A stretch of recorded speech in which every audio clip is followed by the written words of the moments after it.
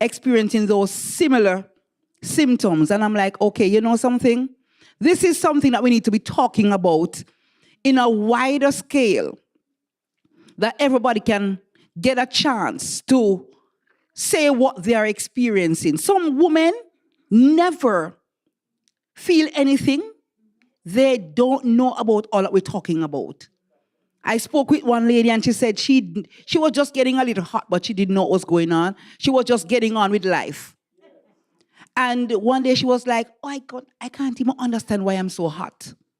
And then someone said to her colleague, a male, maybe you're going through menopause. She was like, what? And we're talking about someone who has a doctorate. And she works in the health system. She never thought about it. This was just happening to her. It was just something in passing. And a man was able to point it out. So this afternoon, we're going to be talking about menopause. It's not just a her issue. It's a him issue because it does affect both. Whether emotionally or physically, men also experience menopause, menopause, andropause. So we're going to get right into the presentation. So next slide. You know, I'm trying to be a hero, and I need to get my glasses because I'm trying to be cute, but I don't think it's happening right now. Let me just go grab my glasses because it's a little far away.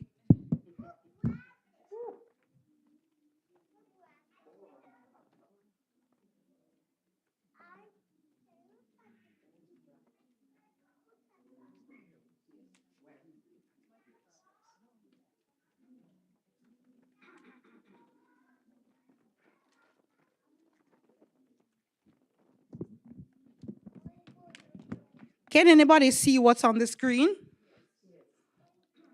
So it gives a definition of menopause. What is it that you're seeing? Any bright spark wanna tell me what you're seeing? Menopause is a natural biological process marking the end of a woman's reproductive years. And it's characterized or defined or looks like or describes the stopping or the cessation of our period, menstruation, for over 12 consecutive months. So a lot of women feel that they are going through menopause because they're getting hot and all of that, and they've missed maybe 2 months period, and I'm okay, I am in menopause. You're not there yet. So the full definition means that you have to miss your period or your menstruation for 12 months consecutively, right through. One person described that she got to 10 months and she said, yes, I'm going through this thing, I'm finished with period, but then there it was. It means that she did not fit the definition. So it is for a whole month. Next slide. So why is it so important to understand this menopause? When we understand it, it gives women a better chance of managing their symptoms effectively. It also helps us to maintain our health and also gives us the chance to embrace this change that's going on in our bodies. We can't do anything about it. God, the wonderful God, has created us in this way that all of this is supposed to happen. It's not for us to be fighting against it. It's for us to embrace it and try to find ways to manage what's happening with us, right? It is essential for males also, as partners and also as males overall, to know and understand what is happening. And so they are able to give support to their partners, and they also will be able to communicate with their partners how they are feeling, how this is impacting or affecting them, because they do experience symptoms. And a lot of people didn't know that, right? Did you know that men have symptoms like? Yes, okay, good.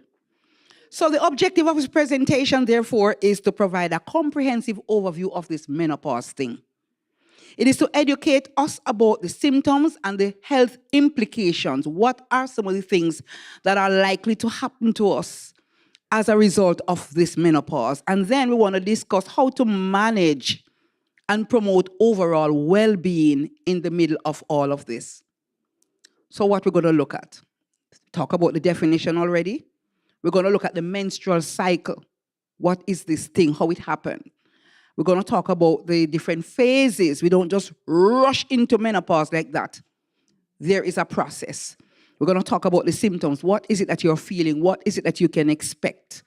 We're going to talk about what are some of the things that can happen as a result of this menopause and how we manage it. We're going to talk about the emotional aspect, long-term health consideration. We're going to talk about men versus women, and we're going to look at the takeaways from this.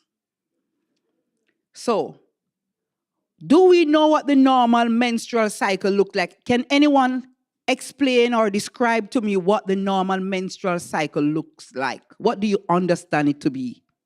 Anybody? Do we have a microphone? Can move around? Because if we don't understand what the regular menstrual cycle looks like and what to expect at different stages, then getting to menopause, we will not get it. Right? So, who want to explain to me how long does it last? How long does a menstrual cycle typically last?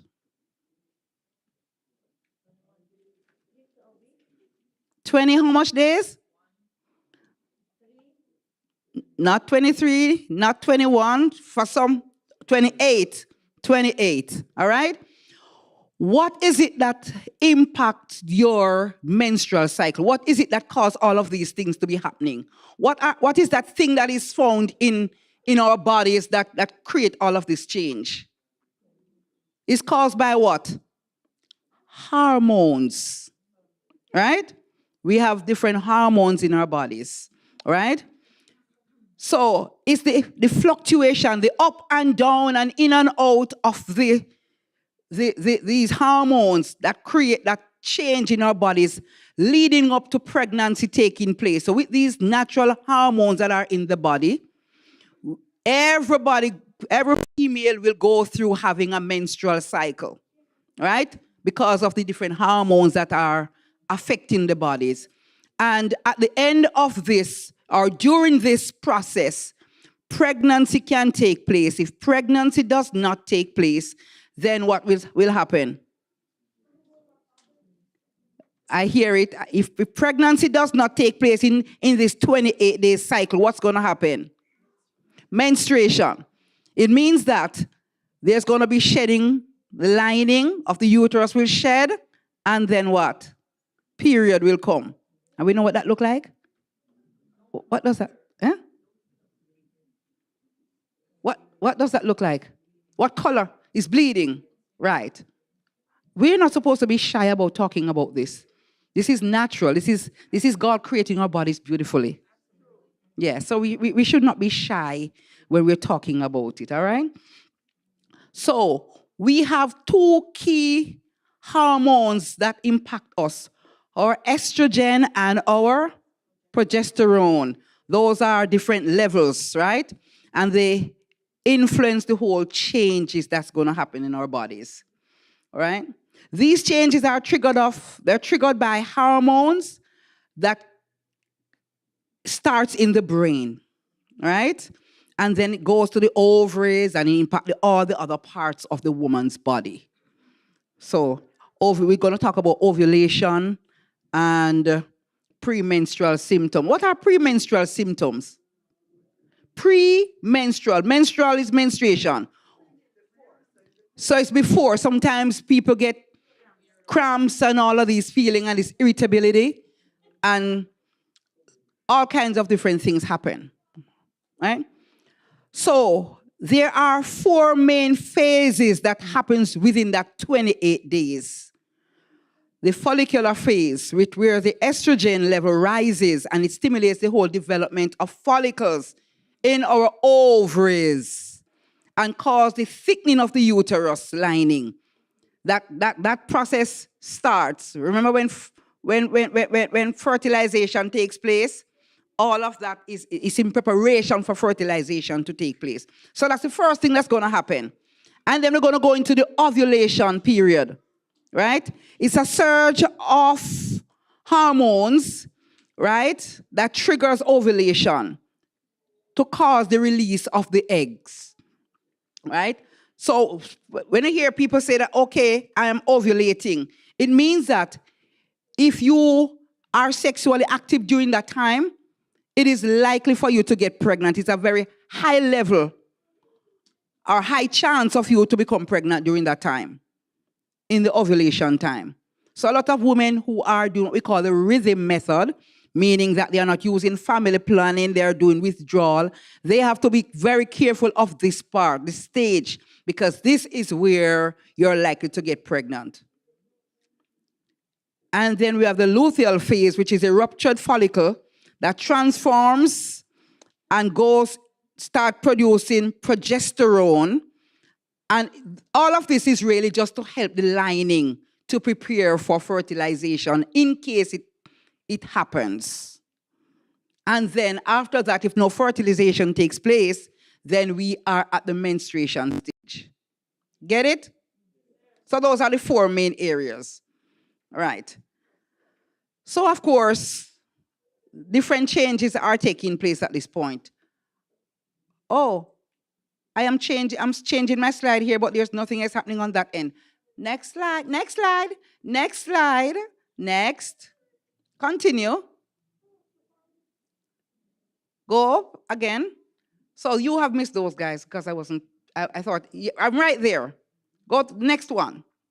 Good. So we talked about the hormones that are involved in this whole menstruation and the menstrual cycle and the hormonal changes. We talk about the estrogen, which is responsible for the development of the female secondary sexual characteristics. It sounds a little technical right now, but don't worry about it. And the progesterone. So these 2 hormones play a very important role, because this is where we're going to have a balance of both. And if you don't have a balance of both, this is where we're going to be impacted with the menopause. Good? Skip this one. Next slide. So, we're talking about the transition to perimenopause. Perimenopause is a transitional phase that leads up to menopause. So you don't just drop from somewhere to menopause. There has to be a transition, and you're going to see what is going to happen first before you get into menopause. So it is usually start in your 40s, characterized by hormonal fluctuations and irregular periods. So remember, we're talking about period for 12 months. If it's not there for 12 months, what is happening? If you missed your period for 12 months, what is that? You're in full-blown menopause. But if you are missing 2 months here and it comes back again and it goes again for another month, what exactly is it we're in now? We're in perimenopause. Are you getting it? What is perimenopause? I want to make sure you're getting it so you can follow. What is perimenopause? Perimenopause is a transition. And what will you see at that point? Irregular period. So you'll have it some months and other months you will not have it. What age does it usually start? In your 40s, right? So a lot of people may be like, oh, I am 40 and I'm having all of these hot flashes and I'm going through all of these things. And I am going through menopause. They're not there yet. They're getting there, right? So it feels nice and light and maybe a little annoying. Please enjoy it, because that's the good part of it. Yes, that's the good part of it. It's just a taste of what the rest of us will get. The rest of us living through, and you will get there. So you have to look at what are some of the things that you can do during that time to make the transition easier. That's right. Right? That's right. So what are some of the symptoms? You'll have irregular periods, hot flashes, and mood changes. And guess what? This lasts for several years. It's not just for 2 weeks. It's not just for a month. It's not for a year. Years. Because you can start thinking from 40 to 50. That's a whole heap of years, right? All right, Josh, move on with me. Too long. Give me another one, Josh. No, go back a little. Right, that's where I am. Right, we finished with that one. We're moving on to the next one. Right, phases of menopause. So menopause, we talked about that one already. And the average age when you will experience the real deal is going to be 51. So it means in your 40s, anytime in your 40s up to 51, you're going to get a taste of it. It may not be as severe as a person who is in full-blown menopause, but you're still going to get it. So it's going to be a gradual transition. It's not something you're going to just get up one morning and drop into it and start roll over and start sweating and all the rest of things like some of us think. And you may never, some people may never experience it. So we also have to look at post-menopause is when after you've gone through that whole full-blown part and you're transitioning to like cooling down. You know, when you run a race and you're tired and you get to the finish line and you're trackling through, that's what the post part is about. So this is where the body is adjusting to all the different hormonal levels. There is increased risks of health conditions such as osteoporosis. Do we know what osteoporosis is? What is it? Right, bone density. So you're easy to have if you get a fall, you can break your arm, you can break your legs.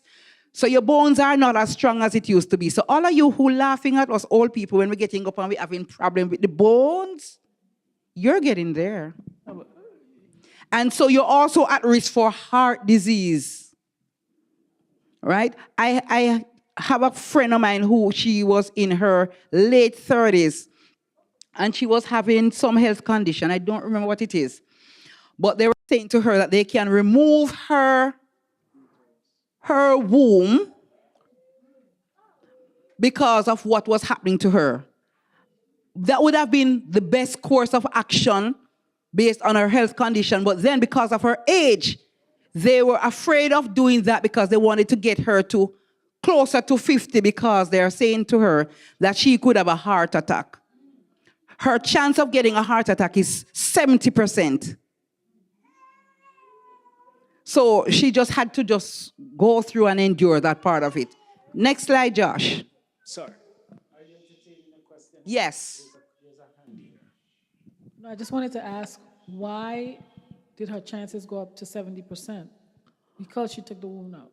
If she did. Yeah. If she was to take it out because of her age. It's too early. It's too early for her not to be having her womb in place. Is that because of hormonal? Because of the hormones, right? Okay. You have to keep it as long as possible. So a lot of people are experiencing fibroids, and they'll try to take the fibroids out as best as possible without removing the entire uterus. Because taking that away can lead you, because the hormones are going to be imbalanced. And that's going to lead you to closer to heart. Mm-hmm. Good point. Yes. Next slide, Josh. Mm-hmm. Who's there? Okay. No, it just dawned on me that I had a friend who took out her wound, and she would just always be drenched because it immediately brought menopause on. And I think that's one of the risks, too. It immediately brought it on. And it just dawned on me, maybe that's how come she got a heart attack. She had a heart attack. Yeah. She wasn't that old. Yes. It doesn't have anything to do with that. Well, age has... When she took out the uterus, she wasn't that old, but I think because the hormones was just so all over the place. Right. Because remember, certainly the younger you are, the hormones are needed to create balance. Yeah. So when you take it out, past Sister Nicole has a... I mean, we are wonderfully made. That's all I can say. Yeah, so when we go in there and do things to it, it's a mess. Yeah, and because of the complication, it's common practice now. A lot of times when they remove your uterus, they try to. leave your ovaries. So if that's the recommendation, they should say we are saving your ovaries. Once they save the ovaries, you're gonna go through the whole process like you're having your period, just no period. So you still continue your monthly cycle, but it just doesn't result to the bleeding because it has nothing to tear down and get rid of blood. So Exactly. if you have a health risk and they're recommending take your uterus out, don't. Take your ovaries. Yes, as long as, Ovaries. yes. So don't restrain from doing it because you think you're gonna go into menopause. It Yes. doesn't have to be that way. Right. I did a similar surgery because I was having severe fibroids, and they had to remove. But I was in my 40s, so they took it out. They left my ovaries, and but I still went into menopause earlier. I mean, my symptoms were worse than others who would not have gone through that. So That might be the natural process for you. yes, Because you still had your ovaries, so maybe you would have ended early. I don't think the missing uterus causes the earlier menopause if the ovaries. that could be it too. That could be. Sister, you're. Who's Oh. who's hand? Thank you. Just raise your hand so that I can see your hand is up. As you were saying that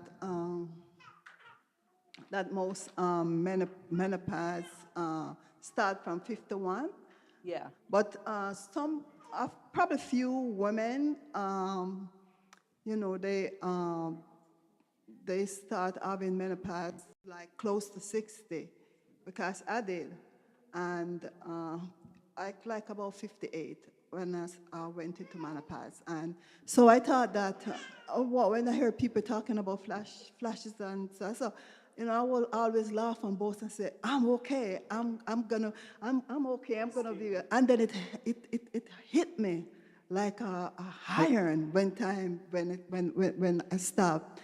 And this is what I want to ask you too. I want to ask you a question too.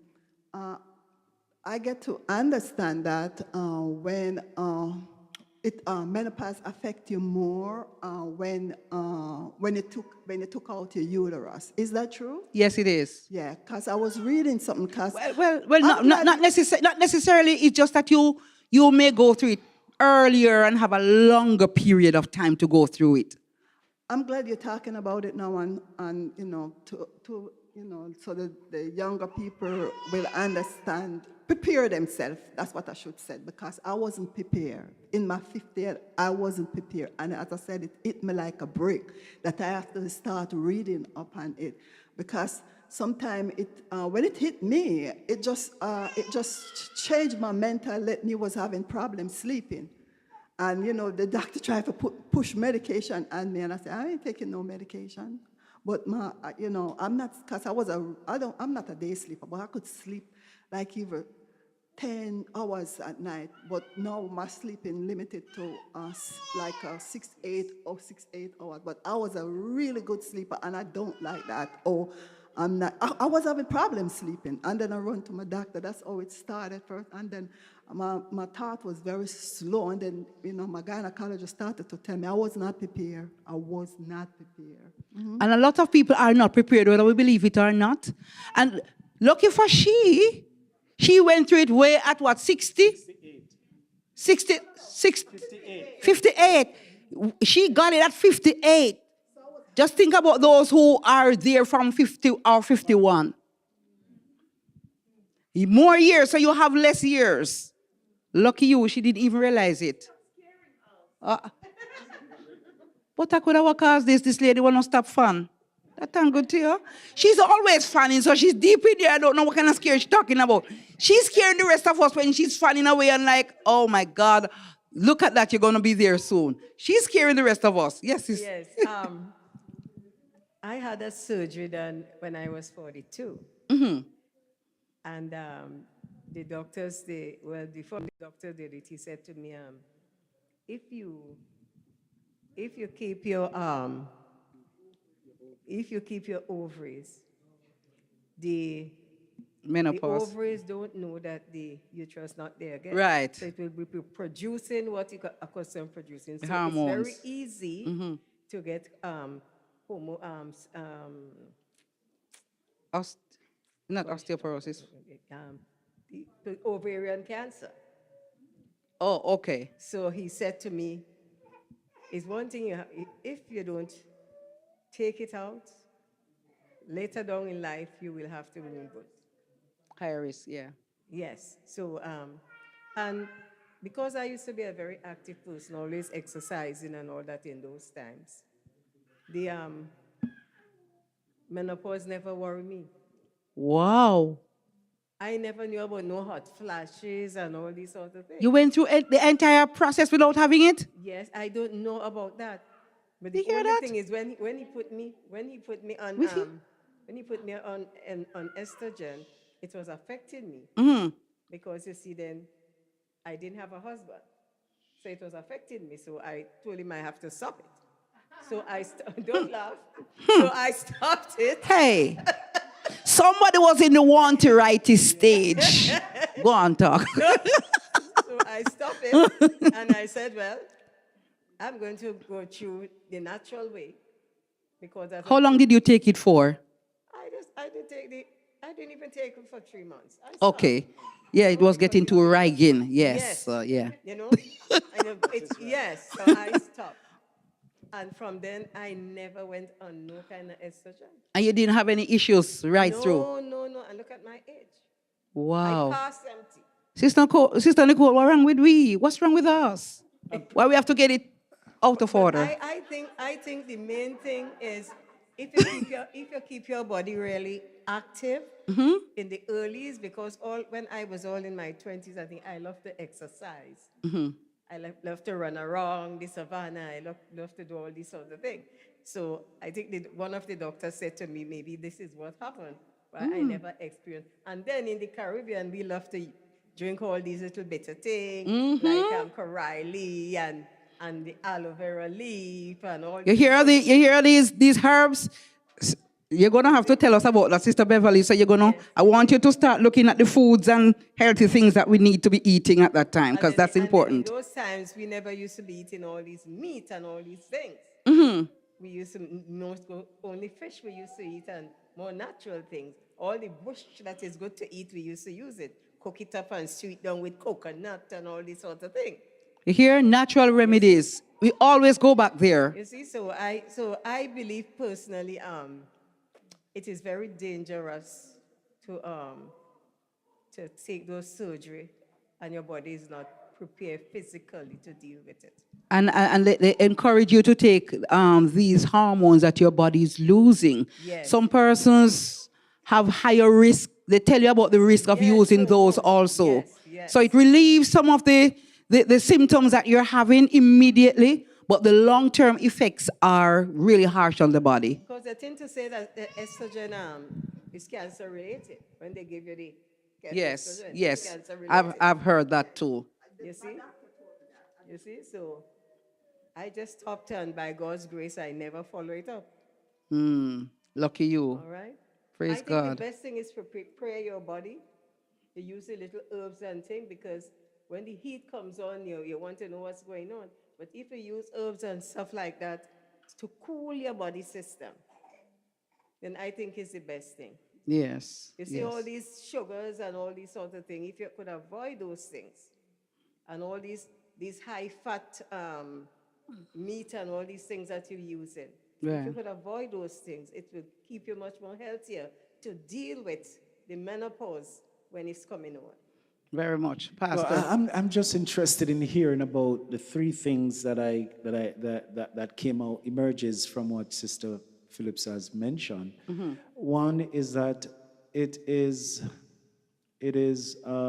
the ovarian cancer that could be had as a result. You're solving one problem, or you're creating another one. So I think especially young people or young ladies who are venturing, who are stepping up, Into the peri part. they need to possibly think about this seriously. because they may have to do it, and it is good that we're having this discussion now, so it opens a door that they can enter into the room. The second thing has to do, I heard emerging from it, is that it depends on your diet, how you eat. How you eat, your body will react to this. How well will it stand up during this period? Will it affect you in an aggressive way, or just mildly? Or in the third thing I heard is that Sister George is one of the few that it does not affect, which was in your opening statement.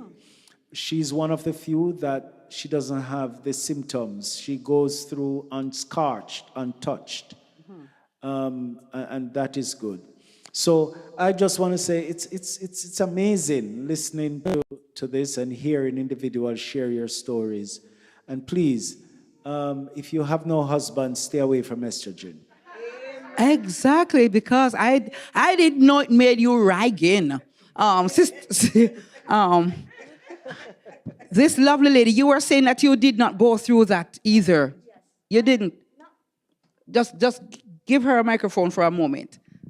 I'm coming to you, Sister Beverly. Yeah, people were saying they hot. I feel hot, but I just, you know, I did not feel, and those symptoms that you were mentioning, and I'm praising God. But because then after that, my husband had a massive stroke, and I took care of him. I don't know if I focus all my attention taking care of my husband, or that I just ignored those symptoms. Trust me, you can't ignore those things. So I guess you didn't have them. The rest of us do. So, those you don't ignore. People were talking about their the flash Yeah, because they're just getting the little baby ones. Yeah. They don't get the massive ones like the rest of us. All I can say is to God be the glory. To God be the glory. Sister Beverly. I'm interested to understand something because I have a friend, more than one too, that didn't experience menopause. Now, I know that the liver regulates hormones. So if you're taking bitter herbs, it will keep your liver regulated, right? So that may be one. Bitter herbs. Bitter herbs. You hear that, guys? Young people in the 40s and close to there coming up, start taking your bitter herbs. Auntie, she was taking aloes and bitter melon and stuff like that. Those are bitter herbs. So her liver was probably regulating the hormones properly. Yes. Sister Jones said you said you didn't experience any menopause either, symptoms.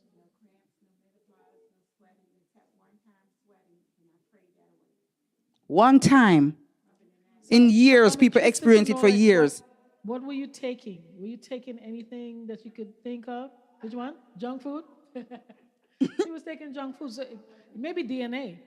But I know that things are like preparing your body with things like evening primrose oil. Yes. And the bitter herbs helps to regulate the hormones that the liver produces. So maybe that can be, something for the younger people. Yeah. Sister Baker here.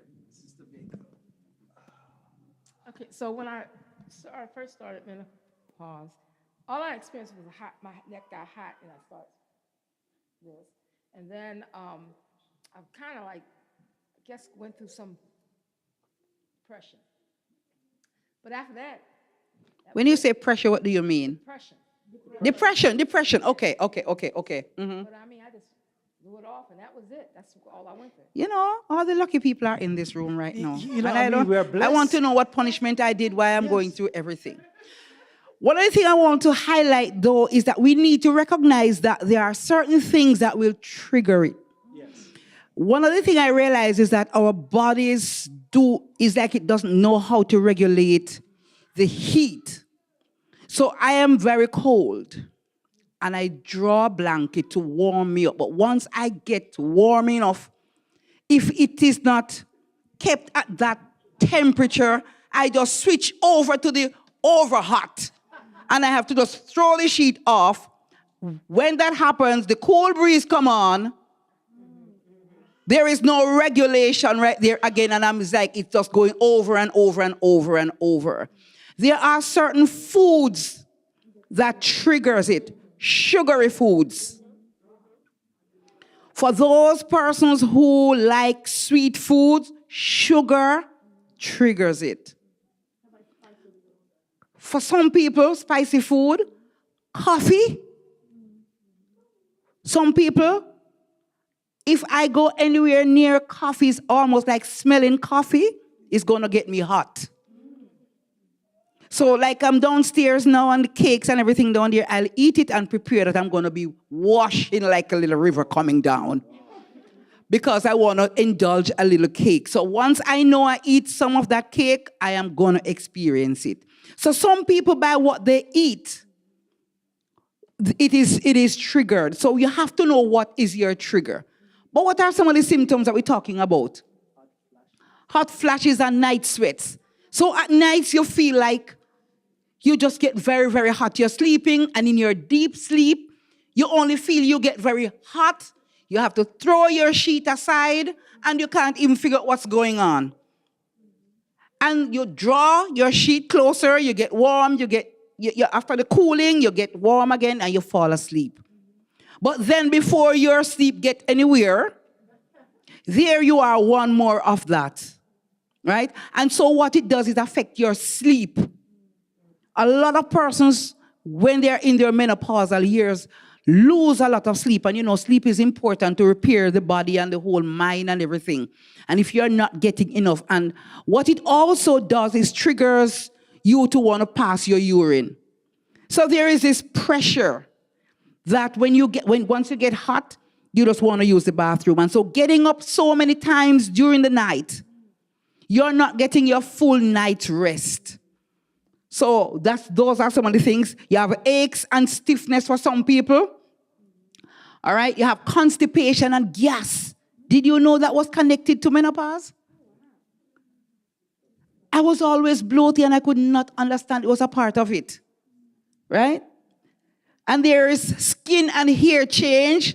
Like as you mature, your hair gets thinner. It's not as full and heavy as it used to be. Right? We talk about the poor sleep. We talk about the weight gain. Hey, I was a Slim Jim once upon a time. Anybody could come to my gym and stay slim. Right now, this lovely area right here, I'm having meat here. Like, where did this piece of meat come from? I'm sure I didn't have it a few years ago, and suddenly, men, see the men? Yes, but guess what? Your body usually regulates, and you process, and some things will be eliminated from the body, and you're right. So all of these things start changing, right? You have inflamed or irritated urethra. Some people do experience that. So there are more. Josh, give me my next slide. So there are physical symptoms. Let's talk about those. Hot flashes, sudden warmth, often accompanied by sweating. Then we talk about the night sweat, the hot flash occurring during your sleep disturbances, and when you are awake, sometimes it's very difficult for you to go back to sleep, right? And then one of the important physical things that a lot of women experience, where the men comes in now, is the vaginal dryness. It's like there is no fluid in the vagina. And so when our men say, okay, it's time for intimacy. I want to make love to my wife. She's not in the mood. And it's painful and there is discomfort. A lot of men are like, this woman is old.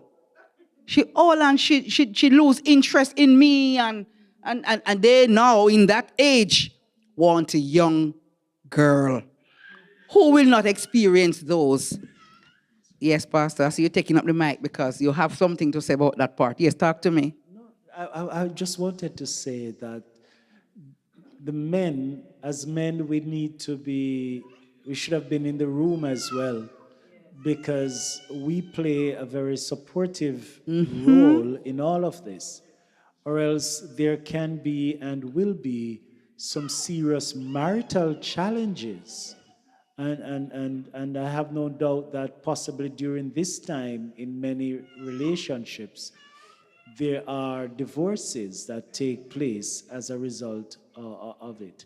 Because some persons prime intimacy above everything else rather than a relationship or giving support. And they say life begins at 40. At 40, a lot of people are in their sexual peak.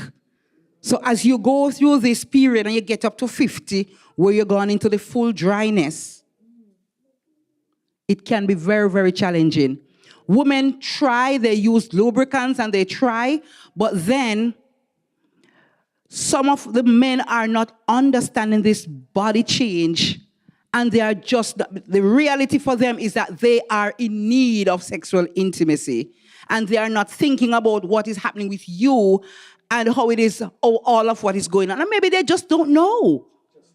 They just don't know. They don't understand it. They maybe hear about it, but they can't process it, because many women are not even able to explain what's happening. They are just responding because there are emotional symptoms that we're going to experience also. And sometimes it's just the emotional parts that the men will see because they are not able to see the physical parts. But if we don't explain what's going on, it's going to be very hard for them to be supportive.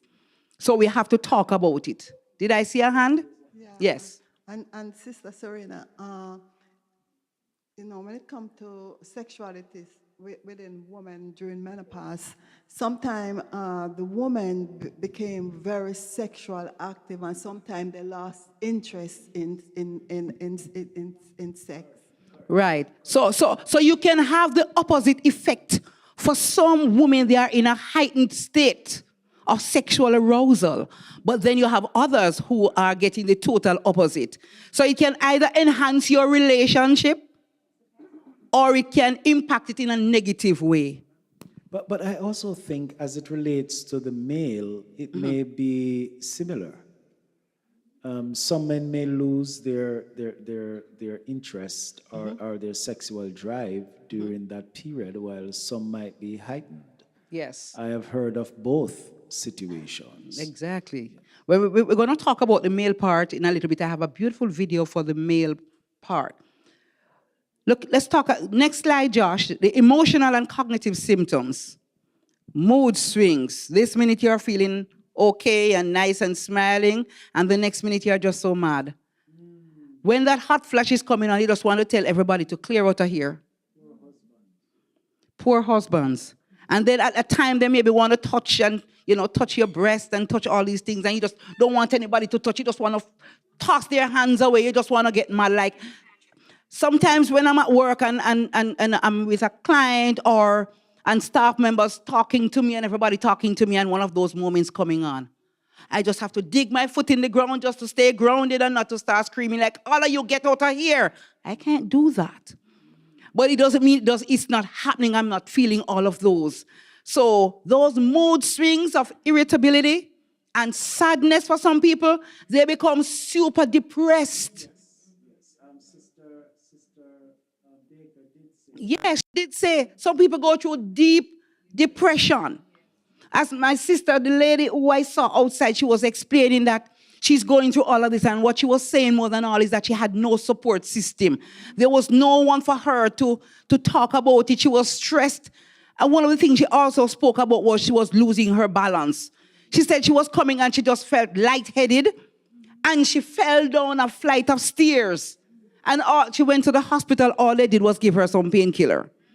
But the problem has not been addressed. Emotionally, she was really, really off. So she was no longer pleasant. I know a lot of relationships that fall apart where that man will leave and go to find a younger girl who doesn't have all that problem, because he just can't deal with all of this, because it is a lot, right? So there's anxiety and depression, which is a heightened emotional response at that time. And then there's memory issues, like me this morning in the nice song that we're singing up here. I don't know what happened. I knew this song, the verse, the tune, everything. But somehow, my memory, like, I don't even know if I knew where I was. These are some of the things. Concentration issues, brain fog. You ever hear they talk about brain fog? You're here talking now and it's like your brain just gone like, where the hell am I again? Hey, you know? Brain fog. It happens. And sometimes you younger folks may be talking to us and all of these things happening and you're like, what happened? It's like, we just talk about this. Why are we talking about it again? Because like you don't even remember that you just had that conversation. Be a little more supportive to us. Be a little more mindful that our brains are likely to go and come. And hopefully it will go and stay coming. Yes. So I just want to put it out there Yes. that if any member talk to the pastors and realize that we may not have recalled the conversations, know what is happening. See, this is a good explanation for anything and everything. Josh, next one. All right, so bone health, we talk about osteoporosis, right? Where a lot of people, as you walk out, you lose, because you're losing your bone mass. You walk out, you hit your foot, simple. You're breaking, you know, and breaking, fracturing bones at this age is not even the best thing for us because it is very difficult to repair, right? So that is where all this good eating and all of those proper nutrition is important, right? Yes. It's interesting. I got my foot broken at 51. And when I went, I got a surgery on it, and the doctor was amazed within a few months. It was healing well? It was, he said, I don't know what you have done, but your system is good. I mean, he never said it like that, but Yes, pretty much. he said, your healing process is so fast. That is amazing. You know, so I do try to eat properly. I try. And, you know, and I think, in fact, healthy living does make a big difference. Yes. So calcium, I'm going to have your sister Beverly tell us a little bit. You started talking about it this morning, but it is important for us to increase our calcium level and our vitamin D. So go ahead, Sister Beverly. Roll into that part and roll into what you were saying. Well, actually, that's what I was going to say. Okay. There are some things that we have to do. For people who have not gotten to the menopause stage yet, to prepare your body is really important. Even in menopause, like I take a lot of, like I mentioned this morning, I take a lot of vitamins, supplements. I make my smoothie. I put seeds, nuts. I put turmeric, the things that will nourish the body, because I believe, having gone through early menopause, started at 43. Ooh. Yes. I tried to reverse it. I think I was trying to do something and I overdid it, and it kind of off balanced my hormones so badly that immediately I went from 0 to 150. Wow. There was no Perry. Ooh. There was no Perry. You just went straight in. Straight full blown. You hear that, young people? Younger people? So You may miss that part and go straight into it. yeah. Yeah. So I had to research and fight to regulate my body. You know, to the point where, you know, now I'm actually understanding the minerals that I might be missing, because it's all of those things. Remember, your Tell us about the minerals. Your hormones change. So when your hormones change, a lot of things become deregulated. Yes. Right? So I take the minerals through the nuts and the seeds. I take vitamin D, high dosages of vitamin C. I take vitamin E. Just Fish for my oil is skin. also important for the I take joints. for everything, for organs, for skin, for hair. I take for everything.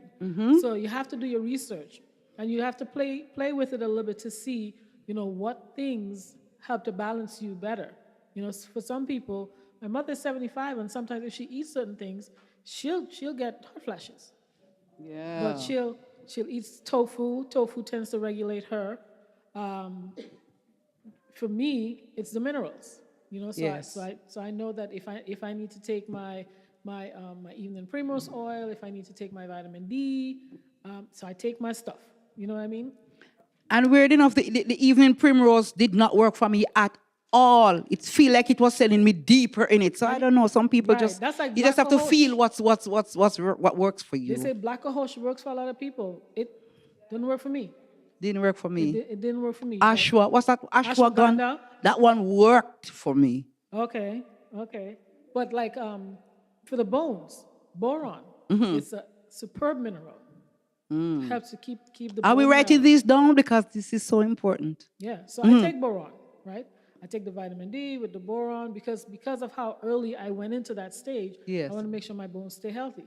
So I take the boron, I take the cofactors with it, which is the vitamin K2, and I take the, I did the research. So you Yes. have to do the research because it will start affecting other things. You know? You have to, it doesn't mean because it was good for you means that It is will be good for others, So right? that's why you have to Find your balance. bio individuality, right? So you find Right. what works for you, but there's something that does work. You just need to do some research and The try some mushroom things. is the miracle one for me. Mushroom.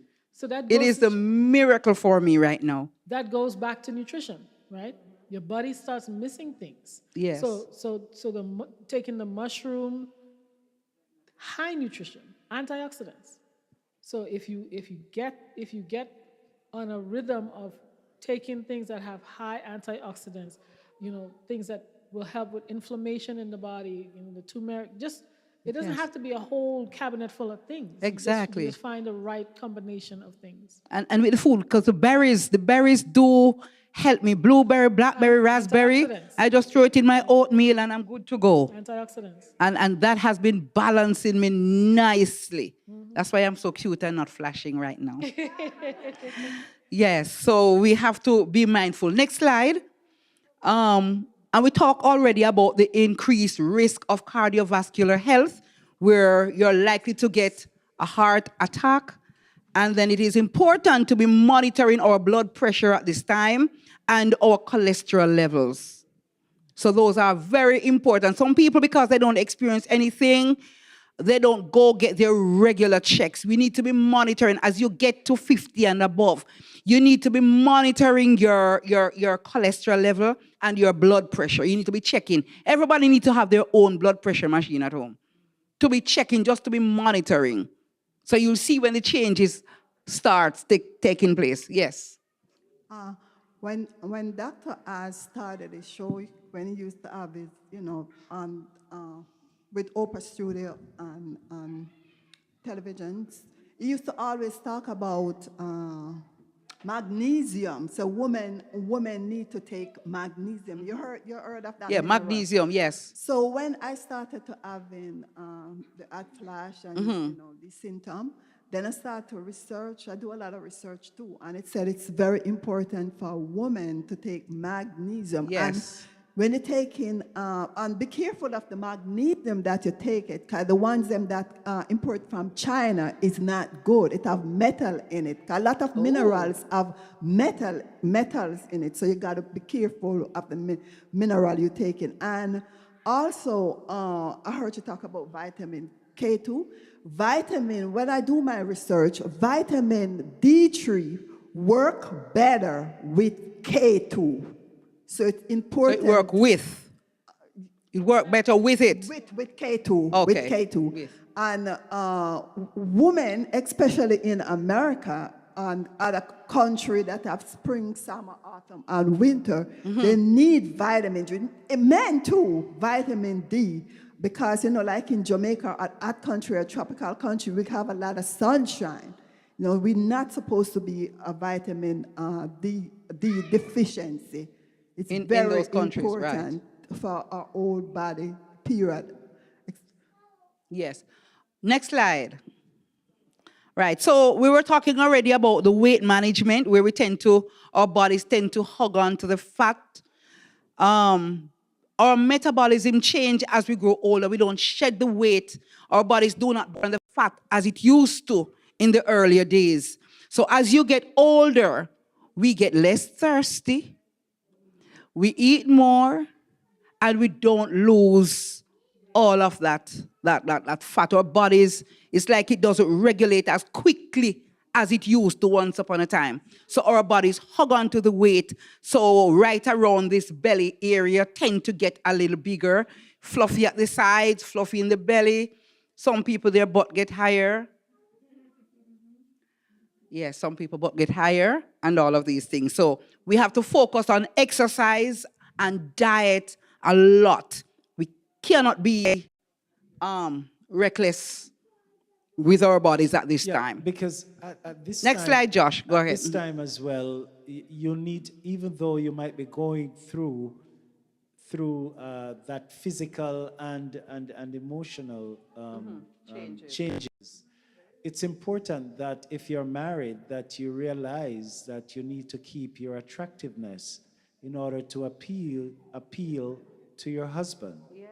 So I'm not saying you should go ahead and run yourself to wreck, but you need to be mindful. If you can exercise and keep and tone up and keep things in place, you hear keep it up? Keep it up. You hear that's that? Keep it up? Says, keep it up.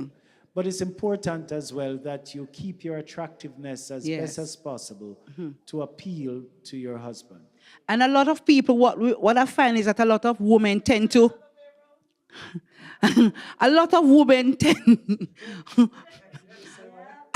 are we sure it's not the other way around? That's it. Oh, she's saying the other way around? Yes.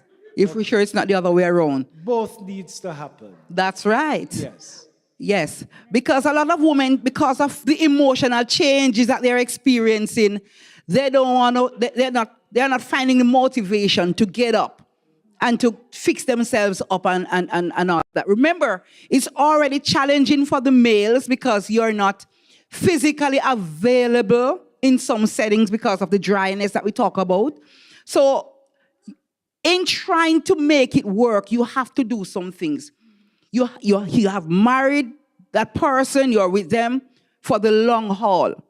You have to strategize to see how you can pass through these stages as best as possible. So you have to look well, because as you try to put yourself together to look well, you also will feel well.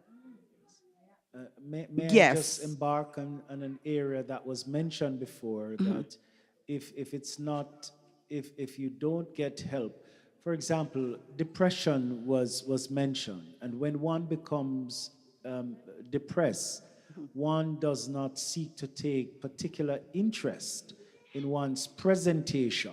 Right. So this has to be, if you are depressed, it is important that you get to speak with someone who can help you in that area. And that's part of what it takes when I say you need to keep your attractiveness.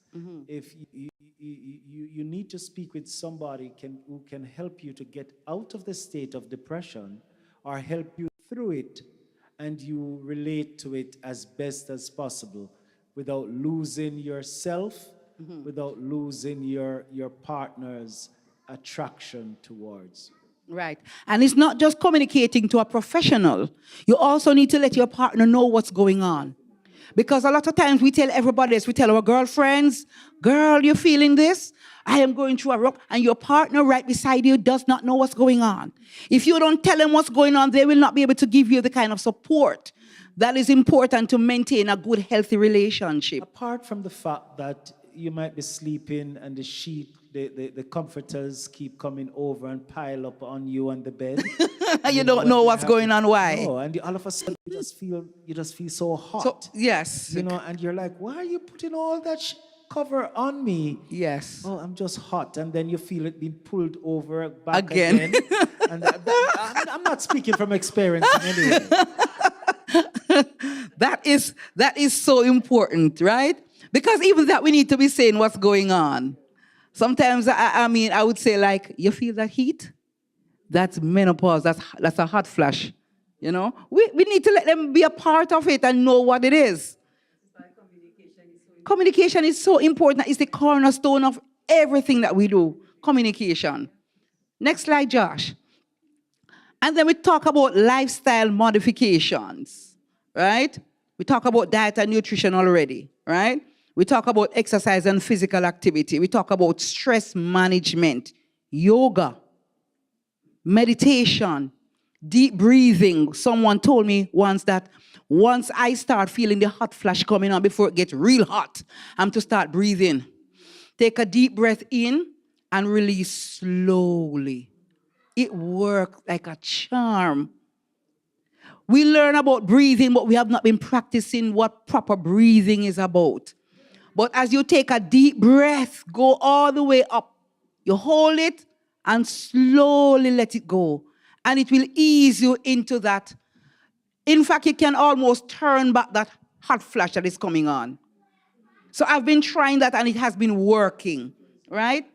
Some people need to start like walking. If you find that morning is good for you, do your morning walks, do your evening walks. I started doing this at work where at lunchtime after eating, I tend to get hot and I want to just go to sleep. And I start walking around the building, and the building is pretty long because there are other, the health department is there, and you have all of these other buildings along. It's a long building, so I just make 2 circles around the block.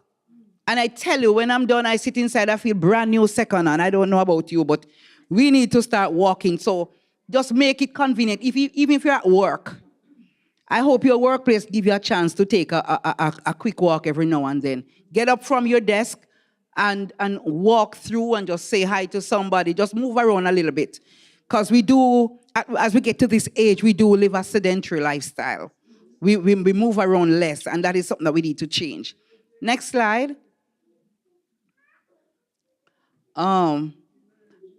We need to look at our medical interventions. Do we go for our regular checks? Do we talk with our gynecologist about what's going on with us? Sometimes your general practitioner is not even able to tell you what's going on because it's not their specialization, it's not their specialist area. So sometimes when you go to your general doctor, right, and you tell them what's going on, they tell you, oh, that's a part of life. It is a part of life, but we have to find coping mechanisms. We have to find strategies how to help us to navigate this a little better, right? So it doesn't have to be overwhelming all the time. And as I must put in the presentation, the hormone replacement therapy, some persons will recommend it to you. Some people, it is important for some people to get it, even though the chance of getting the cancer is likely. There is a still higher chance of some people getting a heart attack. So you may be able to start it, and you may be able to figure this is not for you, or it is. You just have to wait. But the most important thing is to talk with your healthcare professional about it, right? The doctor that will tell you that don't worry about it is part of life. You need to find someone else who will be able to talk to you about it, right? And we undermine and underestimate the power of our therapists and our counselors. We need to start respecting and honoring that God has brought certain knowledge to some people. And we need to respect that they have the skill set to help us to navigate this landscape. It's not something that we just think, oh, they want to get up in our heads. People don't business with what's going on in our heads. Their role is to help us to chart a way how we can live better, be the better or the best version of ourselves. Don't think that they're going to think about your business and carry it anywhere, because your business is not important. They have too many things to carry in their heads. So we need to talk with other people, right? So we need to look at some of the supplements that Sister Beverly would have been saying to look at what is going to manage your specific symptoms, right? People do herbal medicines. Just look at what is there for you. And be mindful that when the symptoms are coming on, you recognize that they are there. I know this lady, when I was in Jamaica, she was having her menopausal symptoms. I didn't even know much about it then because I was a young girl. And I remember this is an Adventist woman. She started having these hot flashes and didn't know what was happening with her. And she stayed home And she took it to heart because she said somebody was messing with her. Yeah, she said they were doing something to her. And she started pointing finger at people and all of that. And she got so sick. She stayed home and she got so sick. She wasn't even walking anymore. She died in a little over 60. When she died, her legs were just as though she was seated most of the time. She could not stretch her legs out. They just stayed there because in her mind, somebody was doing something to her and she didn't manage. And then those around her did not know what was happening either. They were not able to help her. You see, how most of us inside here, we'll have this conversation in church. Those conversations were never had in church at that time because people didn't even know what it was. We were just seeing some people fanning and all of that, and we didn't even pay attention. We're just wondering if something wrong with them, why they are so hot and all of that. These conversations need to be having all the time. We need to have these conversations all the time. And for those who miss it, they're really, really, really missing the opportunity to talk about it. You know, I remembered while pastoring in Jamaica, I had an elder whose wife was going through menopause, full-blown menopause. I mean, it had affected her so much that they had to literally ask her not to go into the kitchen because she would turn the burner on and she would forget and sometimes burnt herself cooking. That was how badly it was affecting her. So it does affect different people at different stages. You know, some may be severe. For her, it was excessive. They had to, in order to literally help her through it, they had to send her to abroad to stay with some relatives because she would have had to be cooking for her husband and child, and they had to send her away in order to get her just to, it was terrible for her, yeah. Right. And because the conversation was not as prevalent as it is today. We're talking about it now. We're hearing more on more platforms, they're talking about it. It is not a favorite topic because a lot of people doctors even don't want to engage people because they feel like there's nothing that they can do. Most of the things that really help are natural stuff that you try at home and they work. But some of these doctors, because they are not trained to give you these natural remedies, they don't know what to tell you. It's just a natural part of life for them. Next slide. So the emotional well-being during menopause is so important. So we need to talk with someone about our mental health. Next. And we need to find our coping strategies. Next slide. Right. So we talk about the different techniques that we can try, and what we can do is ask each other what is it that they have tried and see how it works. The mushroom worked for me. The mushroom coffee, it worked for me. And it keeps me, in the morning I just have 1 cup of that, and it keeps me for the entire day. I just rarely have flashes, rarely. At night I realize that it disturbs me, so I'll have 1 cup when I'm going to bed. Because I really need to sleep, because otherwise when I get up in the morning, I will not be able to be smiling all the time. Right? And we need to seek support. Next slide, seek support. And moving. Josh. Next slide. Next one. We also talk about seeking support. And we talk about the long-term health. Get your regular screening. Get your mammograms. Right? Get your bone density checks done. And check your heart screenings. And it's overall important to get your regular checkup. Next slide. Again, talk with your doctors about your symptoms. Make menopause a regular conversation in your household, even if you don't talk to your partner. Your family members also need to know what you're going through. All right? I see somebody pulling their jackets. I feel that a warm moment is passing through. Next slide. So we are encouraging and saying to women, educate yourselves. And in the process, make sure you're sharing the information with your men. Next slide. Talk about supportive network. Go on YouTube, read, listen to the videos, watch videos, hear what different doctors are saying, different people who have tried different things. Read your books, read magazines, look at updated information, and make sure you're getting information. So here is the next slide.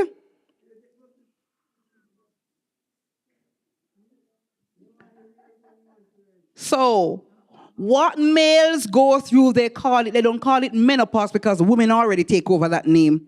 So they call it menopause or andropause, right? And there are quite a number of symptoms and different things that will affect males. So Josh, the next slide is the link for the video. I want us to, very short.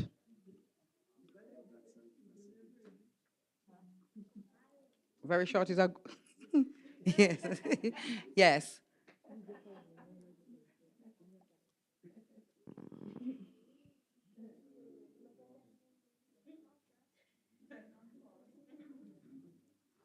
So this video is gonna have it's gonna be a conversation with a doctor, you know, talking about what the men experience and learning more about the male. Pause.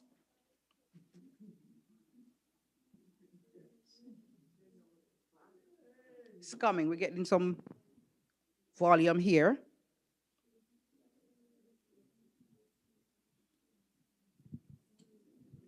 Any questions until? I just want to say it has been great so far. Thank you for focusing on this particular subject. Yes. Oh, Mike. Yes, go ahead, Pastor. Finish while the mic goes down. Yes. You want a mic? Yes. Yeah, I want to say thank you for focusing on this particular subject. It is one that is necessary, and I wish we had more husbands or males inside here to have listened to the presentation. I think this is a presentation that warrants being repeated. All right. So congratulations and thank you so much. You're welcome. Amen. I wasn't here for the whole thing, but did you touch on any like herbal medicines or things that women can take? Did we? Yes, we did. Okay. Sister Beverly highlighted some. Yes. Okay. Is there anything in particular you want to add to that? No? Okay. No. All right, go ahead. When you hear the word perimenopause and menopause, women probably come to mind. But did you know that men can also experience male menopause? That's coming up right now.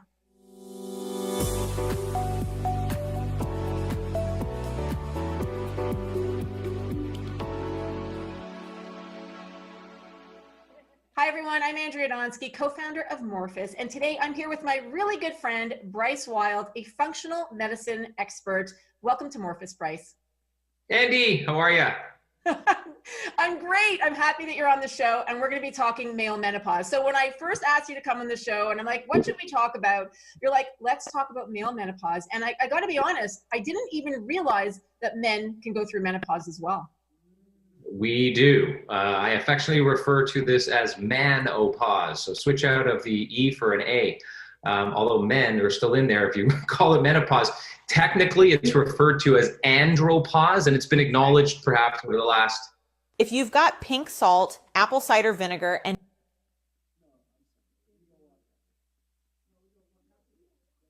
30 years in clinical sciences. And just like women, this whole process starts in our early 30s, whereas for us, testosterone starts to take a slow and steady decline, actually about 1% per year of age, all the way through to our 80s and 90s. The difference between men and women, of course, women will slowly decline with estrogen, then all of a sudden have a real cutoff when their ovaries stop producing estrogen, whereas ours is a slow, steady, decline. Here's some alarming statistics, though, for you. But 40% of us, as of age 30, are already clinically low. So I'll also share with your viewers how to test appropriately, not just skim the surface test for testosterone, but really do the deep dive to know whether or not you're low and should top up on things like herbs and supplements, and of course diet, lifestyle. All that's very important. We'll share all of that information with your viewers. But it's interesting because observational studies have seen consistent results in people who are in particular overweight due to low testosterone, overweight or even obese for that matter. The greater the weight loss, the greater the testosterone increase. And so we'll talk about that as well, hopefully. So, here are the symptoms as it pertains to male-based menopause or menopause or andropause. They're all interchangeable. We've got low energy. And a lot of this sounds similar to those who are of the female variety going through menopause. Low energy, depression, sadness, inability to lose weight, decreased motivation, lowered self-confidence. That's a big one. Difficulty concentrating, lacking motivation, insomnia, sleeplessness, increased body fat.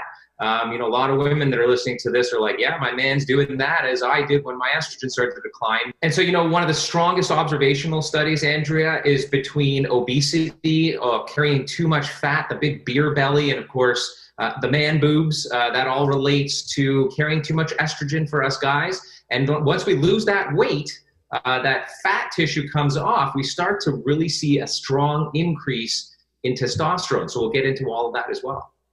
So just so I understand clearly, so for women, when we're going into menopause, it's the decrease in estrogen, but for men, it's a decrease in testosterone.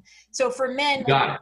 Okay, so for men, you're saying is if they're obese and they actually lose the weight. Now, is this even for women, it's mostly like obviously perimenopause is 35 plus, but when you're around the age of 50, 51 and a half, we know the average age of women in menopause.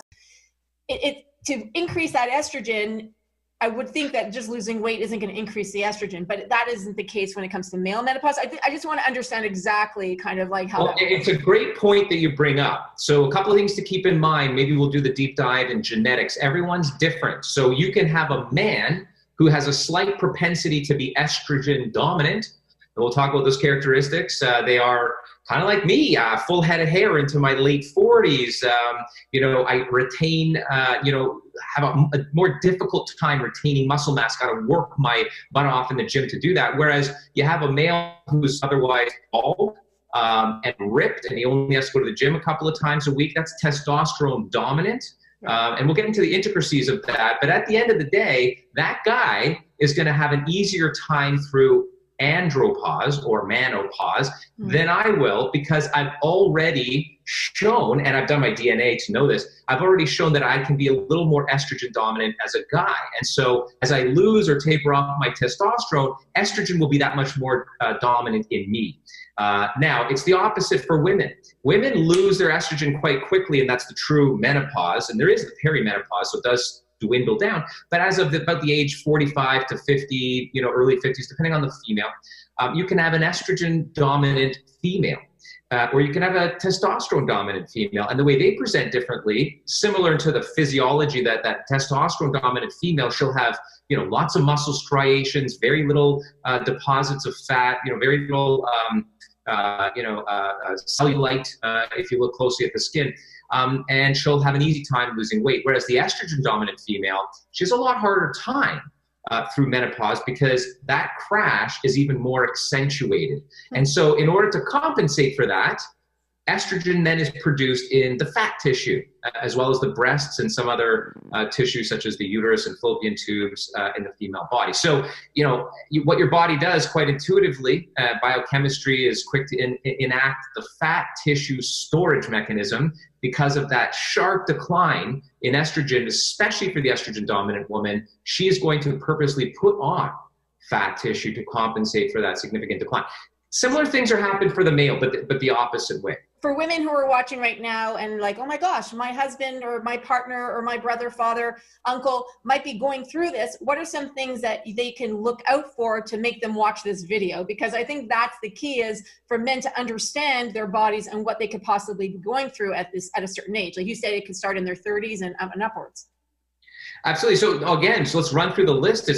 What we see are very similar symptoms, but again, for us, it's due to a decline, slow and steady over time of testosterone. So we're talking about mental, emotional symptoms, low energy. We're talking about depression, sadness, lack of motivation, lack of concentration or focus, troubles with sleep, reduced muscle mass. That is a huge one. It's hard to put on muscle if testosterone is not high enough, in both men and women, by the way.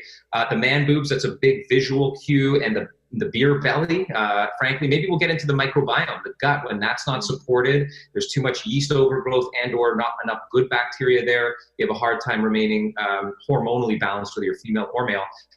Erectile dysfunction, we didn't talk about that. That's a huge one. Loss of libido and erectile dysfunction, that's an obvious blatant sign. That, sleeplessness and depression. Hi everyone, Dr. Katie Efforts here talking.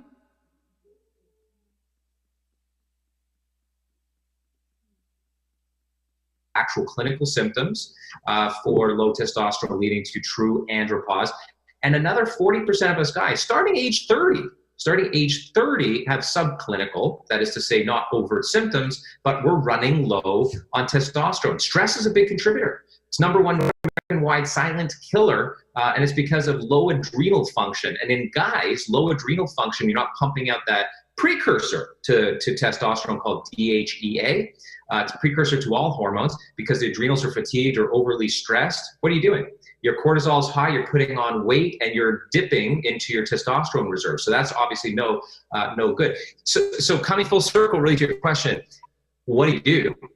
Number one is get tested, right? So at the very top I said, we'll talk about that, maybe now's the right time. Getting tested to confirm whether or not you actually have low testosterone is so important, and not just looking at testosterone, because your doctor might confirm, yeah, no problem, we can run this test, and they'll do blood tests and say, yeah, looks like everything's fine.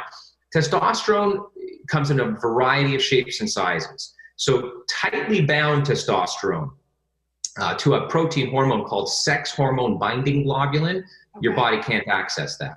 So you can test for these things. You can test for testosterone, and you can test for sex hormone binding globulin to know how much is bound and unusable. Then you can test for loosely bound testosterone, regular testosterone.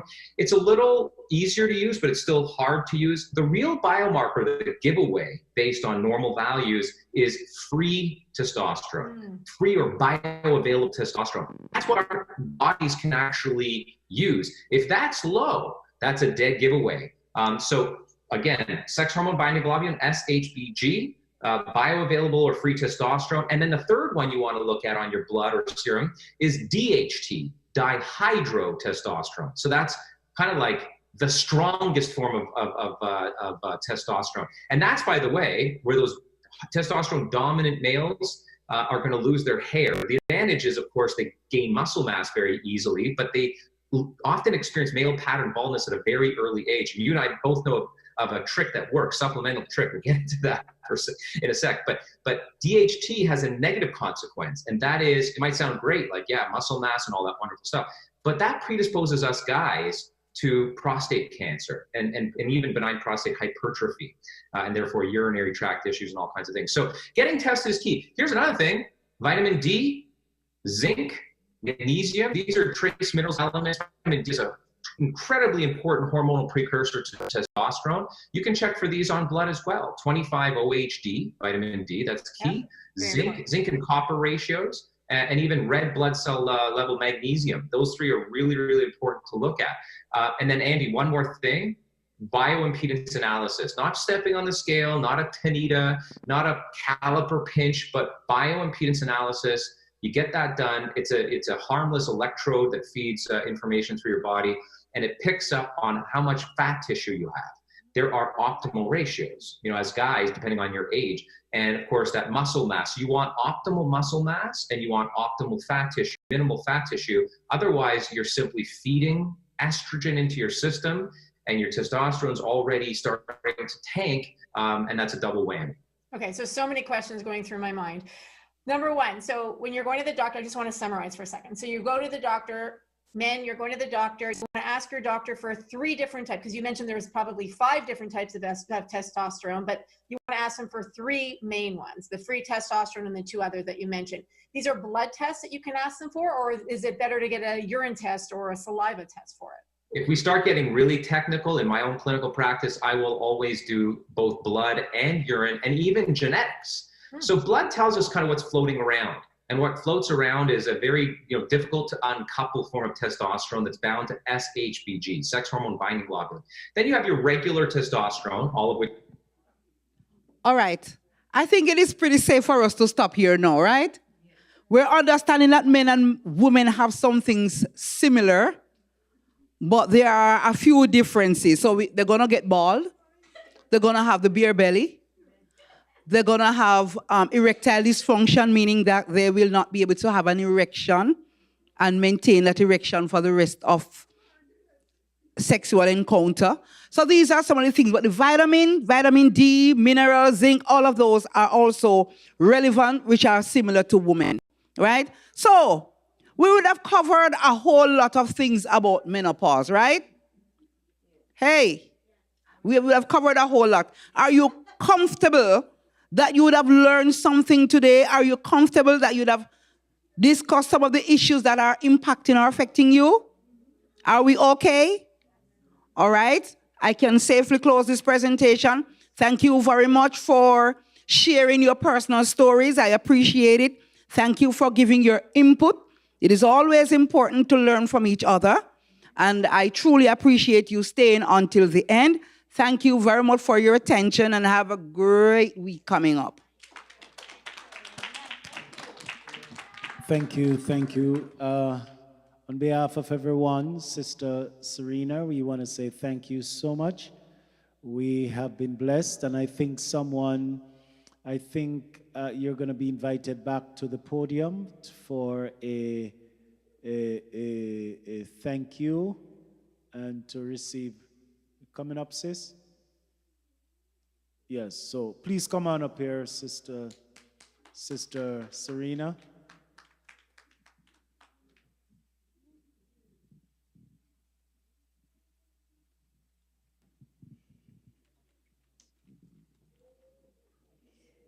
All right, to put you in the center. Well, we thank you so much, Sister. We thank you so much, Sister Serena, for educating us on behalf of men and women, menopause and andropause. And because of that, we are so grateful for all of you here this evening, and we are thankful unto Sister Serena for giving us the time and that she shared her information with us. And we are so grateful. So because of that, here's a little token for you, sister. Thank you so much. And we love you and we appreciate. Mwah. Thank you so much. I could definitely do with many of those kisses.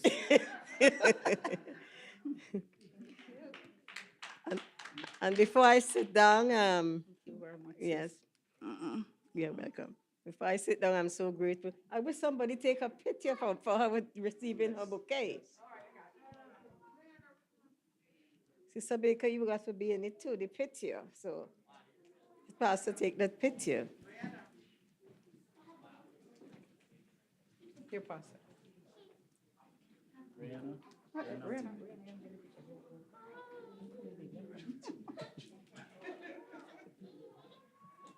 Cheese. Cheese. Menopause. Thank you. Hi, thank you guys so much. And just before we close off, before Pastor come and close us, make his closing remarks, we are inviting all those who all those who are interested in getting some cake and ice cream. We have some downstairs awaiting you all.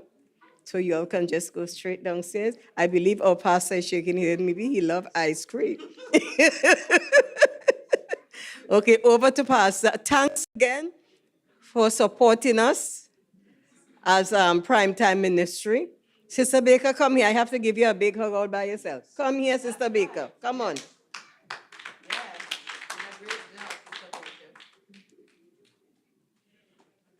No, I could not have done this without Sister Baker. She has been very, very supportive. Although I have lost my secretary, she has stood up with me right through. Sometimes we butt head a little bit, but because of love, we come back together again. But I thank you so much, Sister Baker. And I love you dearly. I love you too. That is beautiful. Thank you so much. You see, the thing about prime timers is that you can butt heads, but you don't have enough time to be upset with each other. You repair that as quickly as possible, and then you launch forward. Sister George said we butt heads at times, and Sister Baker retorted a lot. Well, I just want to say thank you so much. Thank you so much, Sister Serena. Thank you, Sister George, for a beautiful day, along with the team, Sister Baker, along with the team, Prime Timers. Thank you so much for this. This has been extremely good. Are we having No. This is it? Okay, I just want to say, yes. A pair of keys? A set of keys? It might be out. Okay, yeah. Thank you so much. God is good. Remember now that you are going downstairs for ice cream and cake. Only to say that just an active, gentle nudge of a reminder. Sugar does exacerbate some of the symptoms. And that's a double intake of sugar that you will be getting into your system. So if you're like some persons who decide that I am going to eat it now and suffer later, so let it be. All right, I'm just throwing that out there. But I want to say thank you so much for being here. May God continue to bless you, and may you have a fine evening. I'm going to invite you to stand as we pray.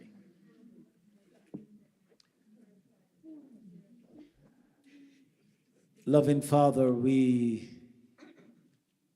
are very, very, very, very thankful for the presentation you have blessed us with through Sister Serena. Amen. Very valid topic. Yes, Lord. It's relevant. There are many persons inside here, inside the church, who are currently having this experience. But we have been better educated in how to relate to it. As husbands, help us that we may be supportive to our wives, and wives to their husbands. Because in all of this, we are glorifying God. We pray that you will afford us a wonderful rest of the evening, and help us that whatever we do going forward, that it will be a witness to others that we know God personally and that we love him totally. Amen. So we ask you, loving Lord, to live out your life within us and help us all to continue to be vessels of honor that you are proud of in every situation. I pray and say thanks in Jesus' name. Amen. Amen. God bless you, everyone. Remember cake and ice cream downstairs. Remember.